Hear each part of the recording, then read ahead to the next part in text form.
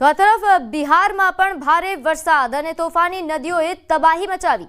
ખાગરિયામાં એક તરફ ગંગા નદી ભયના નિશાનથી 1.68 મીટર ઉપર વહી રહી છે, ત્યાં બુધી ગંડક નદી પણ ભયના નિશાનથી 1.15 મીટર પર વહી રહી છે, જેના કારણે ઘણા વિસ્તારો પૂરથી પ્રભાવિત થયા છે। ખાગરિયાના 17 પંચાયતો પૂરથી પ્રભાવિત થઈ છે। પરબતા બ્લોક અને સદર બ્લોકના લોકો પૂરથી સૌથી વધુ પ્રભાવિત થયા હોવાના સમાચાર છે।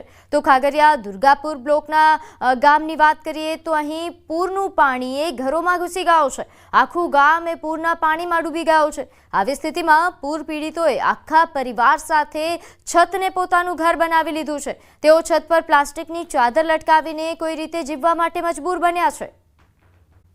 જાફરાબાદની સિન્ટેક્સ કંપનીની કોલોનીમાંથી 11 લાખની ચોરીનો મામલો સામે આવ્યો।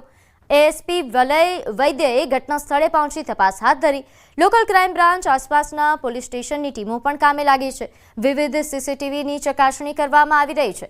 પોલીસની ટીમો હાલ કામે લાગી ગઈ છે। અહીં તસ્કરો પાસે તલવાર જેવા ઘાતક હથિયાર હોવાથી પોલીસ એલર્ટ મોડમાં પણ છે। સીસીટીવીના આધારે અન્ય રાજ્યના આરોપી હોવાની પોલીસને આશંકા છે। જાફરાબાદના લુણસાપુર ગામે કંપનીની કોલોનીમાં તસ્કરો ત્રાટક્યા હતા। તલવાર સહિતના હથિયારથી 8 મકાનોના તાળા તોડ્યા હતા। રોકડ, સોના ચાંદીના દાગીનાની ચોરીને અંજામ આપ્યો હતો।